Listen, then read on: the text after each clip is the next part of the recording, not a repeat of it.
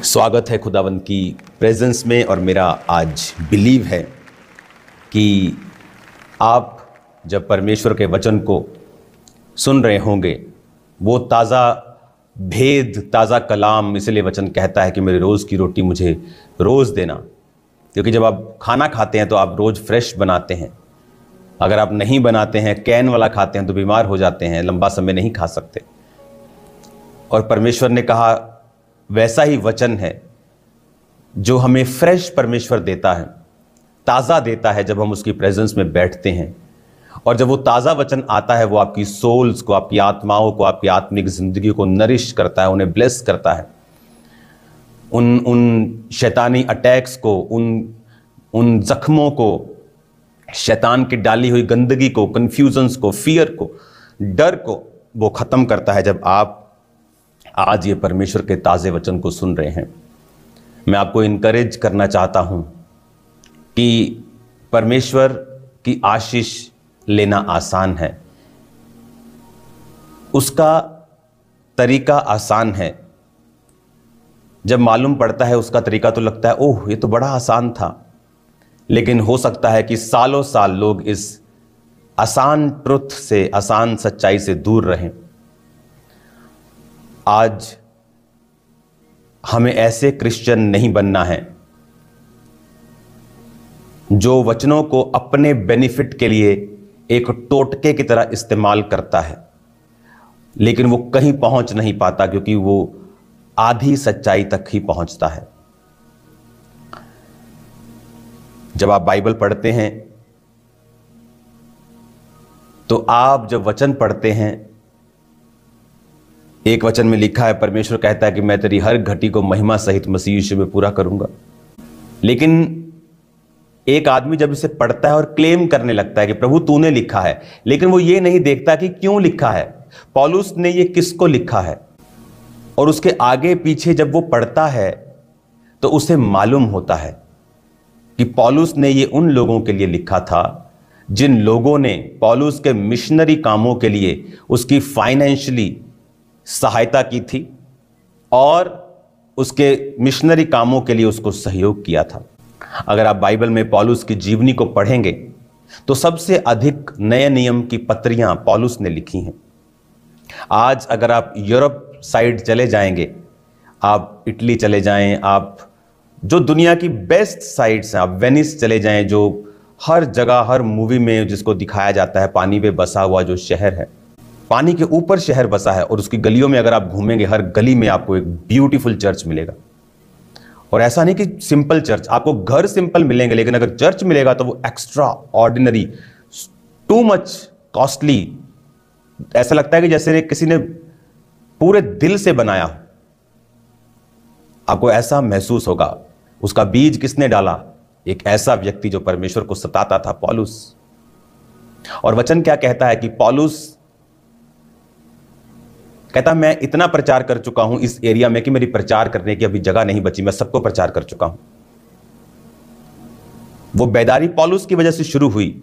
और आप यूरोप में चले जाएं, आपको कितनी चर्चिस मिलेंगी।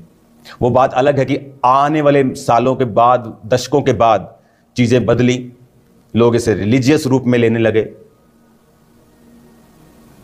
लेकिन पहले ऐसा नहीं था। इंग्लैंड में अगर आप चले जाएं तो आपको हर गली में चर्च मिलता था, संडे हर व्यक्ति चर्च अटेंड करता था। लेकिन धीरे धीरे जब वो शारीरिक हुए, वचन को तोड़ना शुरू किया, देशों के ऊपर कब्जा करना शुरू किया, तो परमेश्वर ने, और शारीरिक रूप से सोचना, ह्यूमैनिटी आगे आ गई और स्पिरिचुअलिटी पीछे रह गई। तो क्या हुआ? आज आप देख रहे हो क्या हो रहा है उन देशों में। आज वहां की टॉप की पोजीशंस अन्य जातियों के पास है, क्रिश्चियंस के पास नहीं। लेकिन ऐसे देश है जहां पर, चाइना के जैसे, जहां पर इतनी क्रिश्चियन पॉपुलेशन है कि चाइना में अमेरिका से भी ज्यादा क्रिश्चियंस होंगे 2030 के करीब। अंडरग्राउंड चर्चेस लगती हैं, सुबह 4 बजे चर्च लगती है। क्रिटिसिज्म होने के बावजूद भी, विरोध होने के बावजूद भी, गवर्नमेंट सपोर्ट ना होने के बावजूद भी वहां पर परमेश्वर का आत्मा काम कर रहा है। आज दुनिया में सबसे बड़ा क्रिश्चियन नेशन अमेरिका है, लेकिन अमेरिका से भी बड़ी क्रिश्चियनिटी आज चाइना में होगी। हर जगह परमेश्वर का आत्मा काम कर रहा है। आज अगर परमेश्वर आ जाए तो ऊपर सब उठाए जाएं या न्याय का दिन आ जाए तो भाई साहब कोई पूछने वाला नहीं है आपको कि तुम धरती पर कौन सा बिजनेस करते थे, क्या जॉब करते थे। ऊपर एक ही चीज होगी कि वो कार्य जो पिता ने किया था कि अपने एक लौते बेटे यीशु मसीह नासरी को धरती के ऊपर भेजा था और वो तुम्हारे लिए मारा गया और गाड़ा गया और तीसरे दिन मुर्दों में से जी उठा। बता तुमने कितनों को सुसमाचार दिया, और नहीं तो कितने सुसमाचार की सेवकाइयां थी जिनका तूने साथ दिया। कौन सी ऐसी सेवा थी सुसमाचार को फैलाने वाली जिसमें तू एक्टिव भागी था। हम तो चुराने वाले बन गए आज कलीसियाओं से, चोरी करने वाले लोग आ गए आज कलीसियाओं में। देने वाले तो कम है, चोरी करने वाले ज्यादा हैं। इमेजिन करो ऊपर जब न्याय होगा, इन लोगों से पूछा जाएगा तो वो लानत, वो शर्मिंदगी उनको 200-400 साल के लिए नहीं, अनंत जीवन तक सहनी पड़ेगी कि हम पृथ्वी के ऊपर थे और हम परमेश्वर की सेवकाई में बहुत कुछ कर सकते थे, लेकिन हमारा लालच, अनगैली, अधीनगी ना करना हमें आज शर्मिंदगी का सामना करना पड़ रहा है। आज अगर सब उठा लिए जाए तो ऊपर कोई पूछने वाला नहीं तुम्हारी हाइट कितनी है, तुम कौन सी क्रीम यूज करते थे। परमेश्वर वहां पे स्पिरिचुअल चीजों का हिसाब लेगा। कितनी रूहों को तुमने बचाया, कितने भूखों को तुमने खाना खिलाया। पौलुस कहता है बाइबल में, बहुत से लोगों का नाम लेके कि इन लोगों ने मुझे धोखा दिया, और बहुत से लोगों को बोलता है कि ये लोग मेरे संग रहें और प्रभु सब चीजों का न्याय करेगा। वो तो कहता है बाइबल में। अब आप कहेंगे कि पौलुस तो बहुत बड़ा दास है, उसको कोई भी धोखा दे सकता है। बाइबल कहती है बहुत से लोगों ने उसे चीट करने की कोशिश की, लेकिन सुसमाचार को उसने आगे रखा और उसने सुसमाचार को फैलाया और परमेश्वर ने सब चीजों का न्याय किया। आज धरती के ऊपर जब मुसीबतें आती हैं तो बाइबल कहती है हिजकिय्याह के ऊपर जब मुसीबत आई और प्रभु के सामने वो मुंह करके जब रोने लगा, जब उसको मालूम हुआ कि उसकी उम्र खत्म हो गई है, कि अपनी वो विल लिख ले क्योंकि वो मरने वाला है, तो वचन कहता है कि वो मुंह फेर के परमेश्वर की ओर, दीवार की ओर फिर के बोलता है प्रभु मैंने ये किया है, अपना रिकॉर्ड बताता है। आज जब लोगों के ऊपर मुसीबत आती, क्या रिकॉर्ड बताएंगे कि चर्च में से चोरियां की हैं, व्यभिचार किया है, कितनी सिगरेट पी हैं, कितनी ब्लू मूवीज देखी हैं, कितने लोगों का पैसा हजम किया है, मारा है, कितने लोगों की प्रॉपर्टी पे कब्जा किया है, कितने लोगों से नफरत की है। अगर हमारे पास अच्छा रिकॉर्ड नहीं होगा, परमेश्वर ने अपने दासों को अधिकार दिया। परमेश्वर ने कहा जिनके पाप तुम रखो वो रखे गए हैं। तो बाइबल कहती है कि परमेश्वर ने उसकी प्रार्थना को सुना। आपको क्या लगता है उसके आंसू देखे? आंसू कोई भी बहा सकता है, एक्टर्स भी आंसू बहा लेते हैं बिना ग्लिसरीन के, लेकिन परमेश्वर ने उसकी शब्दों को सुना और उसके पास रिकॉर्ड को देखा और उसकी उम्र को 15 साल और बढ़ाया। आज जब हम वचन पढ़ते हैं हम देखें कि ये वचन किनको बोले गए हैं। पूरा वचन पढ़ें, आगे से लेके पीछे, किसको बोला, क्यों बोला, कौन सी कलीसिया को बोला। पौलुस ने वचन किस कलीसिया को लिखा? उसने कुरिन्थिया की कलीसिया को अलग वचन लिखा, सख्त वचन लिखा, उनके पाप के ऊपर उल्हाना देते हुए लिखा। तीमुथियुस को उसने अलग तरह से लिखा, कुलस्सियों को उसने अलग तरह से लिखा, थिस्सलुनीकियों को अलग तरह से लिखा। हमें पढ़ना होगा किसको लिखा, क्यों लिखा। किसी कलीसिया में लोग गलत शिक्षा दे रहे थे इसलिए लिखा, किसी कलीसिया में लोग व्यभिचार को मान्यता दे रहे थे और उस पर घमंड कर रहे थे, उसने इसलिए लिखा। कुछ कलीसियां सताव में थी, उसने उनकी सहायता की थी, कोइयों को उसने इसलिए लिखा। और बाइबल कहती है ये गोल्डन टाइम है, क्योंकि आप डायरेक्ट क्या परमेश्वर को दे सकते हो। मैं आपको बता सकता हूं क्रिश्चियंस के लिए पहली सेवकाई सुसमाचार है। भूखों को खाना खिलाना परमेश्वर के वचन में लिखा है, लेकिन यह सुसमाचार के नीचे आती है। अनाथों विधवाओं की सुधि लेना सुसमाचार के नीचे आता है। फर्स्ट प्रायोरिटी सुसमाचार, या वो व्यक्ति जो सुसमाचार सुना रहे हैं उनको किस तरह से हमें प्रोटेक्ट करना है, किस तरह से उनको, उनके लिए प्रार्थना करनी है, किस तरह से उनको आगे लेके जाना है, हेल्प करनी है। लेकिन आज ये सैड थिंग है कि लोग अपने पेट के सगे हैं, परमेश्वर के नहीं। वो अपना फ्यूचर बनाते हैं परमेश्वर की चीजों से, परमेश्वर का नहीं, उसके बारे में नहीं सोचते। आज अगर हमने ब्लेसिंग को लेना है, आशीष को लेना है, और एक बार और हमें याद रखनी है कि ये धरती मिट्टी से बनी है और आपका शरीर मिट्टी से बना है। आप जैसा बीज आज बो रहे हो सकता है आपको फील ना हो रहा हो, लेकिन आप काटने के लिए भी तैयार रहें जो आप बो रहे हैं। फसल जब आएगी आपको काटना ही पड़ेगा, अच्छी बीज तो अच्छी फसल, बुरा बीज तो बुरी फसल। क्योंकि आज जो पवित्र आत्मा आपको कह रहा है, यह बड़ी सीरियस बात है कि हमारा हिस्सा सुसमाचार में क्या है। क्या हम आशीष के हकदार हैं या श्रापित होने को हैं? उसने कहा जो भूमि जिस पर वर्षा का पानी पड़ता है, पानी को पी पी कर साग और पात उपजाती है, वो आशीषित होती है, और जो ऊंट कटारे उगाती है निकम्मी है और श्रापित होने को है। वर्षा का पानी सब दोनों भूमि पर एक प्रकार पड़ा, लेकिन एक ने वो उपजाया जिससे दूसरों का पेट भरा, और एक ने कांटे उपजाए जिससे वो श्रापित हुई।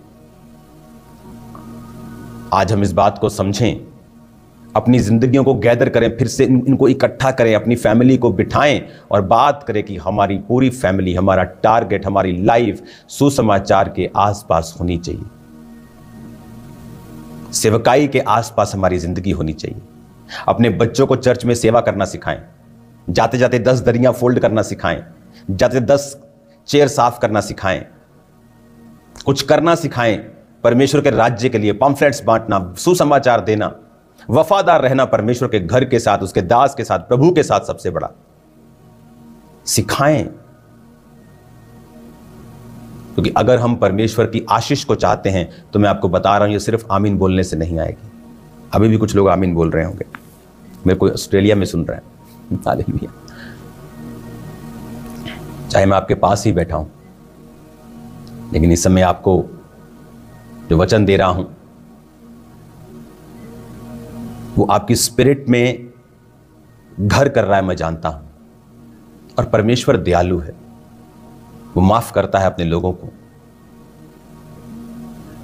वो माफ करता है। अगर कोई पश्चाताप करे, कहता है तुमने वही किया जो कहा गया था, तो कहो तुम निकम्मे दास हो।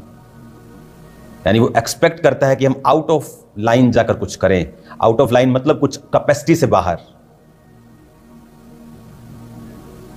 टाइथ मेरी कैपेसिटी के अंदर है। मैंने ऐसे बीज बोए हैं जिससे मेरा बैंक बैलेंस 0 हो गया था और वो लाखों रुपया था।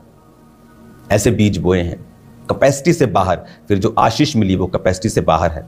इसलिए जब बहुत से लोग आकर बोलते हैं कि हमें भी बड़ा चर्च चाहिए, तो मैं उनको डिस्करेज करने के लिए नहीं बोलता कि ये मुश्किल है। ऐसा नहीं कि मैं चाहता नहीं हूं, मुझे पता है कि इसके लिए जो स्टेप्स हैं, अगर तुम उन्हें फॉलो नहीं कर पाओगे, ऐसे बड़े विश्वास के कदम है तुम नहीं ले पाओगे। यहां पास्टर्स जो टाइथ तक नहीं पे कर पाते हैं, मेंटरशिप के पास्टर्स हैं जिनको जो टाइथ नहीं अपना पे कर पाते, तो कैसे आप एक्सपेक्ट करते हो कि परमेश्वर आपकी सेवकाई को इस तरह से अलग सी ग्रोथ देगा जो पॉसिबल नहीं है ह्यूमन स्ट्रेंथ से। हमें वचन के साथ जुड़ना होगा, हमें आंखें खोलकर देखना होगा कि परमेश्वर आज अपने दासों के जरिए से, आज के पतरस, आज के पौलुस, आज के जो लोग हैं उनके जरिए से परमेश्वर क्या कर रहा है कलीसियाओं में। हमें खड़े होना होगा प्रार्थना में, फाइनेंशियल सपोर्ट में, हमें खड़े होना होगा फास्टिंग में, खड़े होना होगा, हमें एक्स्ट्रा कुछ करना होगा। वो सिर्फ पैसों से नहीं होता है। आपके पास कोई वरदान है, कोई गिफ्ट है, आपके पास कोई पहुंच है, एक्स्ट्रा आपको इस तरह से बिहेव करना होगा कि this is the last day, मैं अपना ऊपर तक जोर लगा दूं इस काम को करने के लिए। क्योंकि परमेश्वर का राज्य जितनी तेजी से फैल रहा है, क्योंकि ये संसार का राज्य नहीं है। लोग बोलते हैं कि जब वो पंजाब में तो 20% लोग क्रिश्चियन हो गए हैं, अब ये धीरे धीरे अपनी सरकार बनाएंगे। मैं आपको बताना चाहता हूं, फिर ये दूसरों को प्रताड़ित करेंगे, क्रिटिसिज्म देंगे। मैं आपको बताना चाहता हूं, इंडिया की बहुत सारी स्टेट्स हैं जहां 90% क्रिश्चियंस हैं। कितनी स्टेट से आपको खबर आई कभी किसी हिंदू को, किसी सिख को, किसी मुस्लिम को मार दिया हो? क्रिश्चियंस की ही न्यूज क्यों आती कि क्रिश्चियंस को सताया गया, इसको मार दिया, किसी को गाड़ी में चला दिया? अगर क्रिश्चियनिटी में हम शहीद लोगों का मनाना शुरू करेंगे, जितने क्रिश्चियनिटी में शहीद हुए, मैं आपको बता रहा हूं एक दिन में हजारों लोगों का हमें शहीदी दिवस मनाना पड़ेगा क्रिश्चियनिटी में। अभी पीछे एक न्यूज आ रही थी, एक देश में, आई थिंक ये म्यांमार में और इराक ईरान वाली साइड में, एक पास्टर को मार दिया। वो कहते हैं हमारे सामने झुक, उसने कहा मैं प्रभु के सामने नील करता हूं सिर्फ। ऐसे हजारों लोग क्रिश्चियनिटी के लिए रोज रोज रोज कुर्बान होते हैं। अगर हम कुर्बानियां मनाने लगे तो रोज हजारों कुर्बानियां मनानी पड़ेंगी हमें। तो क्रिश्चियनिटी में ये नई बात नहीं है। आज हमें यह समझना होगा कि मुझे अपना जीवन सेवकाई के आसपास ही बोना होगा। और फिर देखिए क्या होता है, देखिए कैसे वो स्वर्ग खोलता है, फिर देखिए कैसे वो लोगों को भेजता है, फिर देखिए क्या क्या वो आपकी जिंदगी में करता है, मार्वलस काम जो आपने सोचे भी नहीं होंगे, जो एक खरबोपति नहीं कर सकता है अपनी लाइफ में, वो आपको ऐसे ही दे देगा। लोगों को लगता है कि ये शायद पैसों से सब कुछ मिल जाता है, पैसों से बहुत कुछ मिल जाता है, लेकिन सब कुछ नहीं मिलता है। हो सकता है कोई व्यक्ति बहुत अमीर हो लेकिन अपनी फैमिली लाइफ से बिल्कुल भी सेटिस्फाइड ना हो, पर वो कुछ कह नहीं सकता। लेकिन एक क्रिश्चियन व्यक्ति जो सेवा में है, उसकी लाइफ को आप इमेजिन नहीं कर सकते इनसाइडली वो कितना ब्लेस्ड है अपनी लाइफ में, क्योंकि वो खुदावंद की सेवा में है। अपने जीवन को परमेश्वर के आसपास लगाएं, अपने बिजनेस को खुदावंद के लिए समर्पित करें। अगर मुझे घर लेना है कहीं तो मैं अपने पैसों से लेता हूं, मेरे अपने पैसों से। तो मैं खुदा से कह रहा था, परमेश्वर ये वाला बिजनेस अगर मैं ओपन करूंगा तो मैं तुझे अपना 50% पार्टनर बनाऊंगा। एक नए बिजनेस को मैं सोच रहा था अपने लिए खोलने के लिए, लेकिन अब मैंने इसे शुरू नहीं किया। तो मैं खुदा से बात कर रहा था, परमेश्वर तो मेरा 50% उसमें पार्टनर होगा उस बिजनेस में। तो अपनी लाइफ, अपनी सेवकाई, अपना जीवन जब हम परमेश्वर के लिए समर्पित करके चलाएंगे, वो आपको गाइड करेगा, वो आपके संग होगा। राजा तेरे आरोहण के प्रताप के लिए आएंगे। हालेलुया। फिर वचन पूरे होंगे, वो वचन जो उसने अपने लोगों के लिए लिखे हैं, वो योजनाएं पूरी होंगी जो उसने अपने लोगों के लिए बनाई हैं। वो तो वेट कर रहा है परमेश्वर कि कब मेरे लोग समर्पित होकर पूरी तरह से मेरे साथ चलेंगे और मैं अपनी योजनाओं को उनकी जिंदगियों में पूरा करूंगा। वो तो इंतजार कर रहा है, वो तो वेट कर रहा है। और याद रखिए, आप प्रभु के साथ चलेंगे और हर साल आप और दलेर होते जाएंगे, हर साल आप और बरकत में बढ़ते जाएंगे, और आशीष में बढ़ते जाएंगे, और मैच्योरिटी में, ब्लेसिंग्स में, सामर्थ में आप बढ़ते जाएंगे। लेकिन हमें अंधे नहीं होना है। लगता है कि सिर्फ संडे चर्च जाने से सब कुछ हो जाएगा, मैं क्रिश्चियन बन गया तो मैंने प्रभु पे एहसान कर दिया है। इस तरह से नहीं होगा। हमें डेडिकेट करके प्रभु के सामने सब चीजें रखनी होंगी, प्रार्थनाएं करनी होंगी। आज जो नया है वो 20 मिनट अगर प्रार्थना कर रहा है, 30 मिनट कर रहा है, तो भी परमेश्वर उनके संग है। मैं आपको बता रहा हूं प्रैक्टिकली। तो प्रभु उनकी अगुवाई करेगा। जैसे जैसे वो आगे बढ़ेंगे, अपनी प्रार्थना को 2.5 घंटे कम से कम करेंगे। टाइथ एक दिन का 24 घंटे का 2 घंटे 24 मिनट बनता है, 2.5 घंटे के करीब वो देंगे प्रभु को, वो देना शुरू कर देंगे। आज हमें सुसमाचार पर अपनी निगाहों को रखना है। कुछ लोग होते हैं, अगर कोई व्यक्ति सुसमाचार सुना रहा है, अपने प्रीचिंग से, अपने गीतों से, वो 1-2 मिस्टेक्स कर सकता है। लेकिन आज कुछ लोगों का काम है कि वो खुद कुछ नहीं करेंगे, लेकिन सीसीटीवी जैसे होते हैं ना मोहल्लों में, वो बैठे रहते हैं सीसीटीवी। कुछ सीसीटीवी मोहल्ले की स्टार्टिंग पे बैठे रहते ताश खेलने के लिए, कुछ सीसीटीवी अपनी अपनी दिहाड़ियों पर बैठी रहती हैं और वो देखती रहती है। अगर कोई बंदा मोटा हो रहा है, हो देखा भैन जी भूल गया है थे। अगर कोई पतला हो रहा है, हो इनू की हुआ तो सूख गया तो वो कहीं आपको जीने नहीं देंगे। इसलिए शायद पिछले 2-3 साल में मेरा वेट 10-15 बार कभी बढ़ा है, कभी कम हुआ है, कि लोगों का मुंह बंद ही रहे। हालेलुया। तो लोगों को आप सेटिस्फाइड नहीं कर सकते हैं। तो ऐसे मत हो, ऐसे मत बने कि आप सिर्फ क्रिटिसिज्म ही कर रहे हैं, आपको सिर्फ कमियां ही दिखती हैं। ऐसे मत बने, ऐसे नेगेटिव मत। ये स्पिरिट है, ये एक दुष्ट आत्मा है, ये एक दुष्ट आत्मा है। भूले मत, प्रचार करने वाले, गाने वाले भी एक मनुष्य ही हैं, मैं भी एक मनुष्य ही हूं। लेकिन जब आप किसी को उत्तेजित कर देंगे तो वो आप अपनी गलती मानने वाला नहीं है। फिर ऑनलाइन आपका तरीका गलत है, वो डिफेंड ही करेगा, हर व्यक्ति ऐसा करेगा।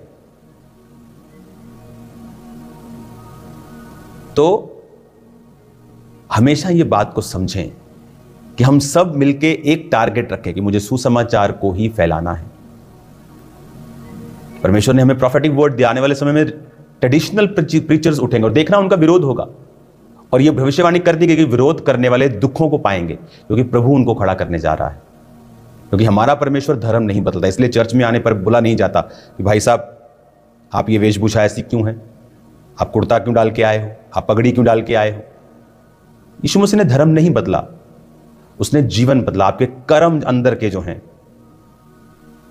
आज मैं कुर्ता डाल के आ जाता हूं, कुर्ता उतार के कोट पैंट डाल के आ जाता हूं, लेकिन अंदर अगर व्यभिचार नहीं खत्म हुआ, किसी के ऊपर गुस्सा मारना, उसको तलवार से ठोकने की धमकियां देना, अगर ये खत्म नहीं हुआ तो ये किसी भी धर्म का फिर हिस्सा नहीं है, किसी भी अच्छे काम का हिस्सा नहीं है। हमें अपनी लाइफ को डेडिकेटेड होकर सुसमाचार के ऊपर रखना है। आप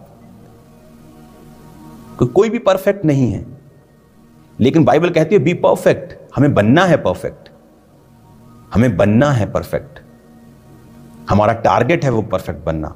जीसस ने कहा है बी परफेक्ट, इसका मतलब ये हो सकता है, ये हो सकता है, इट कैन बी पॉसिबल, ये अचीव किया जा सकता है। यहां अचीवेबल नहीं है कि ये हो ही नहीं सकता। अगर आप आत्मा में चलेंगे, कई बार आपको शाम को आप बैठे और जस्ट आप तो पूरे परिवार को बुलाएंगे और इकट्ठा करेंगे, चलो आज 2 घंटे हम चर्च के लिए प्रार्थना करते हैं, चलो आज 1 घंटा प्रभु के दास के लिए प्रार्थना करते हैं, चलो आज 1 घंटा हम पूरी दुनिया के क्रिश्चियंस के लिए जो सताए जा रहे हैं उनके लिए प्रार्थना करते हैं, चलो आओ आज हम इस छत्तीसगढ़ स्टेट के लिए, यूपी स्टेट के लिए प्रार्थना करते हैं, बहुत परसिक्यूशन पास्टर्स का वहां पे हो रहा है। तो ये चीजों के लिए हम बुलाए गए हैं, एक दूसरे पे टीका टिप्पणियां और उंगलियां करने के लिए हम नहीं बुलाए गए।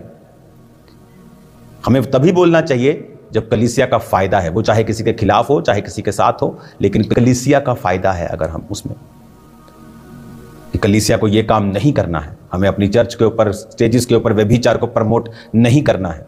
पाप में से तो हम निकल के आए हैं, उसी चीज को हम स्टेज पर प्रमोट कैसे कर सकते हैं। हमें वो चीजों के लिए अलर्ट रहना है, परमेश्वर के लिए ऐसा जीवन जीना है जो उसे प्रसन्न कर सके। आपका पूरा जीवन सुसमाचार के इर्द गिर्द बना खड़ा होना चाहिए।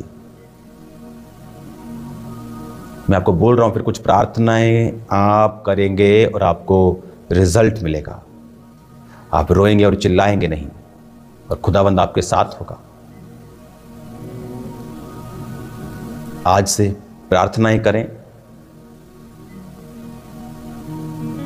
पंजाब के लिए प्रार्थना करें, जो परमेश्वर नए नए लोगों को खड़ा कर रहा है उनके लिए प्रार्थना करें, जो खड़े हो चुके उनकी सुरक्षा के लिए प्रार्थना करें। हम सब मिलकर एक देह हैं, एक दूसरे के लिए प्रार्थनाएं करें ज्यादा से ज्यादा। हालेलुया। अगर आपके पास बुद्धि है तो उसे बिल्ड करने के लिए इस्तेमाल करें, उसे डाउन करने के लिए इस्तेमाल ना करें। वही करें जो पवित्र आत्मा की ओर से हो। आमीन। और मेरा बिलीव है, जब मैं आपके पास आ रहा हूं,